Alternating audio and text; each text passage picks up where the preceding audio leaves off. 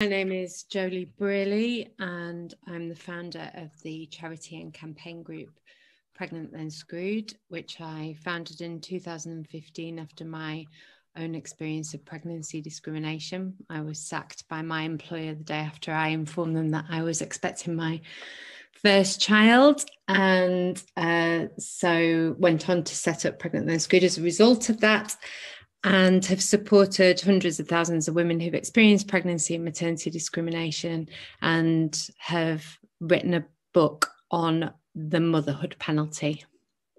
Brilliant, thank you. And how is it that Pregnant Then Screwed supports the mothers and the pregnant women that approach you?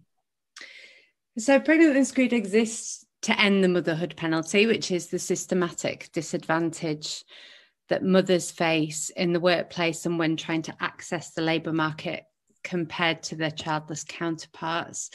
And we do that through supporting women who experience pregnancy and maternity discrimination with free legal advice. We run a mentor scheme, so we support them taking legal action against an employer. We do lots of lobbying and campaigning to try and change legislation, and we run events to help women rebuild their confidence and to help them find work that works for them. Great, thank you. Now, you have provided a witness statement, and for the judges, the reference to the witness, to Ms. Brearley's witness statement is page 530, and her section within the hearing bundle is from items 31 to 36. And I know, first, before I go to asking you my main questions, I know there's a correction you want to make to your statement. What's that, the correction about a statistic that you give? Yeah, so it says it's 87,000 women, stay-at-home mums who want to work but can't because of childcare costs and accessibility. It's actually 870,000, and that's research that was conducted by Save the Children, I think in 2017. Thank you. Can you please outline what you see in your work to be the main barriers impacting mothers and pregnant women? Yeah, so before the pandemic, we know from research done by the Equality and Human Rights Commission that 54,000 women a year were pushed out of their jobs, either for getting pregnant or for taking maternity leave. So that's 1 in 9 pregnant women, and that 77% of working mums encounter some form of discrimination in the workplace. And of those women, fewer than 1% go on to even raise a tribunal claim. So the access to justice is an enormous problem. And the reason why women don't raise a tribunal claim is multifaceted. So partly to do with the fact that you only have 3 months less 1 day to raise a tribunal claim from the point that discrimination occurs. And of course, if you're pregnant, going through that process is incredibly stressful. We know that stress is very damaging for the health of a mother and her unborn child. And if you just had a baby, I mean, you can barely make a cup of tea every day, let alone mastermind a tribunal. So that 3 month time limit is an enormous barrier for pregnant women and mothers. There's also a high cost. If you have a solicitor, it costs on average £8,000 to take a case to tribunal. I mean, I don't know a single mother that has £8,000 just sloshing around in their bank account for a rainy day. And it's also very confusing. They, most women that go through this will have no understanding of how the legal process works at all. And so starting that process is incredibly confusing. And all of this adds up to many women just thinking, I just want this to go away. I do not have the headspace, the money, the time, the energy to deal with this right now. The other issues are childcare. So we have the second most expensive childcare system in the world. Research that we have conducted with 15,000 mothers has found that a third of them say they either pay to go to work or they just break even because childcare costs are that expensive. And of course, when you're faced with the notion of paying somebody else to look after your child and you're not getting any direct benefit from that, then of course many women are going to leave the workforce. Flexible working is a huge barrier. We have very few high quality part-time jobs in the UK. Research before the pandemic found that 15% of jobs are advertised with any form of flexibility, and the majority of mothers need some form of flexible working because they do the majority of the unpaid labour. So you can't do all of that unpaid work and then work full-time. It's just not possible. So many mothers find that they then leave their jobs, look for flexible working if they can't get it from their current employer, and they take a pay cut. You're also half as likely to be promoted if you work part-time than if you work full-time. So you sort of hit this, what is affectionately called the mummy track, and you just sort of don't really move on. Shared parental leave is an absolute nonsense. Only about 3% of eligible dads use it. And father-specific leave across the OECD countries, on average, is about 8.6 weeks, and in the UK it's only 2 weeks. So this really entrenches gender stereotypes from the outset, because it means that it's women that take that step back from their careers.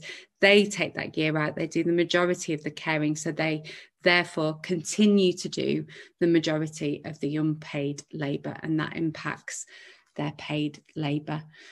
And so we know from the Institute of Fiscal Studies that by the time a woman's first child is 12 years old, her hourly pay rate is 33% behind a man's. And it's all because of these artificial barriers that women headbutt from the point that they get pregnant, that prevent them from having equal access to the labour market and therefore equal access to the power structures and to our economy. Thank you. That's a lot. Single mothers, how are they additionally impacted? So, I mean, single mothers are more likely to face pregnancy and maternity discrimination if they get pregnant. We don't know exactly how much more likely, but they are more likely. And of course, when you're looking at childcare costs, you haven't got somebody to split those costs with. So according to the OECD, childcare costs absorb on average 35% of a family's total income, but for a single parent, it's 67% on average of their income. So again, those barriers just become fiercer, if you like, and harder to break down. And then can I ask you about Black, Asian and minority ethnic mothers? What do you see in your work as to whether there's any additional impact for them? Again, Black, Asian, ethnic minority women are more likely to face pregnancy and maternity discrimination. They're more likely to be pushed out of their job from the point that they get pregnant.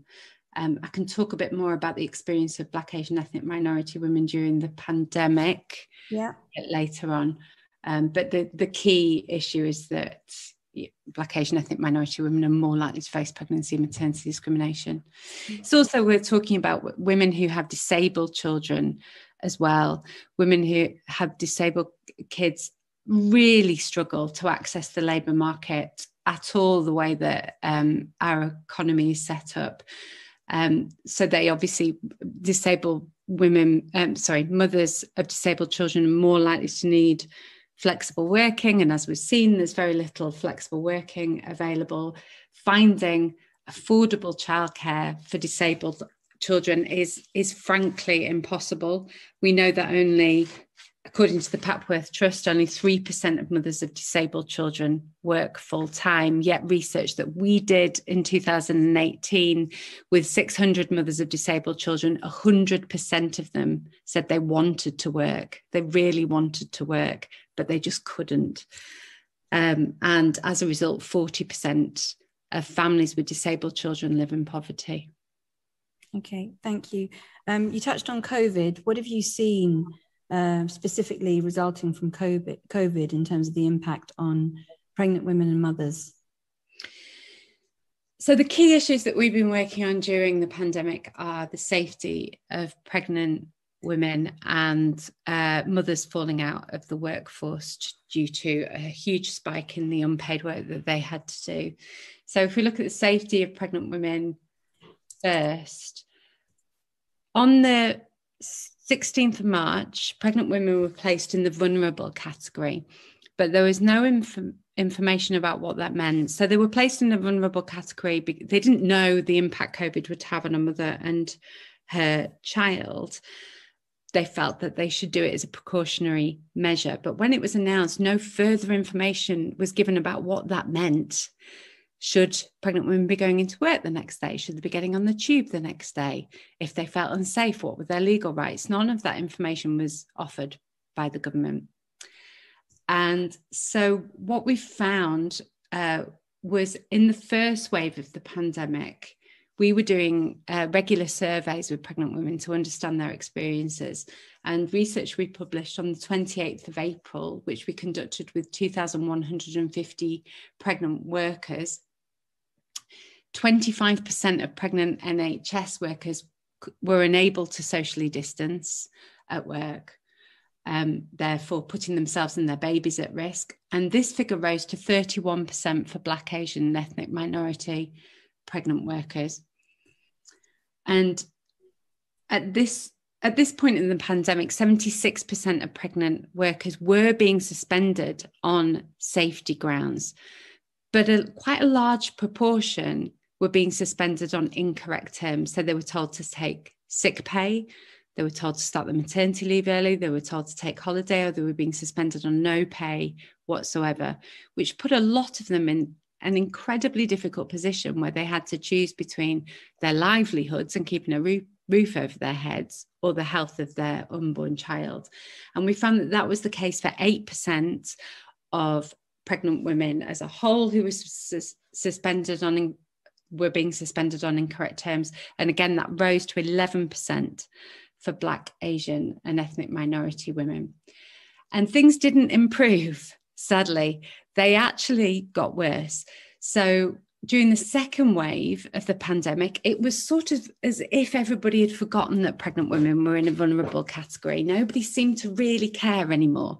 And our research with 5,131 pregnant women during that period found then that only 1% of pregnant women were being suspended on safety grounds. So it had gone from 76% to 1%. And by this point, 57% of pregnant women were telling us they did not feel safe at work. And 53% had not even had a risk assessment conducted. And this is despite the fact that by this point, research was coming out that showed that if a pregnant woman contracts COVID, she was more likely to end up in the ICU, she was tragically more likely to die, and her baby was twice as likely to be stillborn. And it took the government 9 months,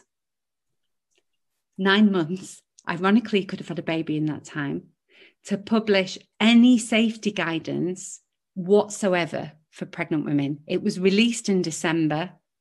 There was very little marketing about it being released. And so all of that time, pregnant women had been in a complete mess, not knowing what their rights were and not being able to use information from the government to protect themselves from COVID-19. And many pregnant women did die, many babies did die, the majority of whom were Black women. And Asian women as well. Can I, I'm only because I'm conscious of time and I want to hand you over to the judges. The two matters I want to ask you about before I finish and hand you over. The first is CEDAW. How do you see the incorporation of CEDAW improving or making a difference to the very bleak realities that you've described? I see it as a way of improving the monitoring. I mean, it's very similar to what Janet said. I would echo pretty much everything that Janet said.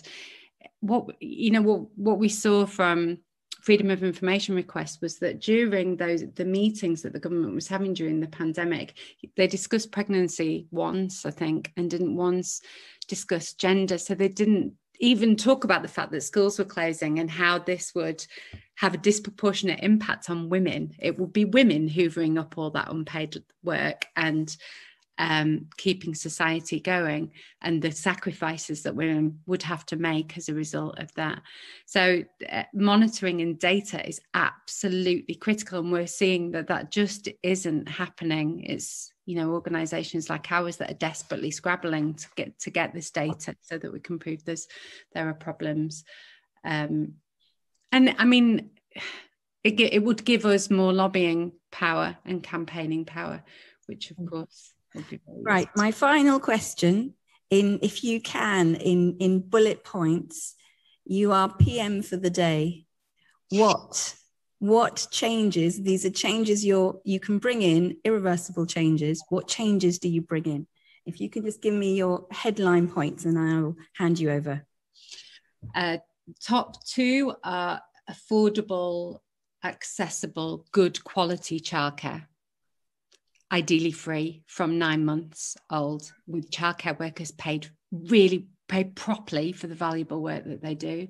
Yep. Second would be ring-fenced, properly paid paternity leave, at least 3 months, paid 80% of salary.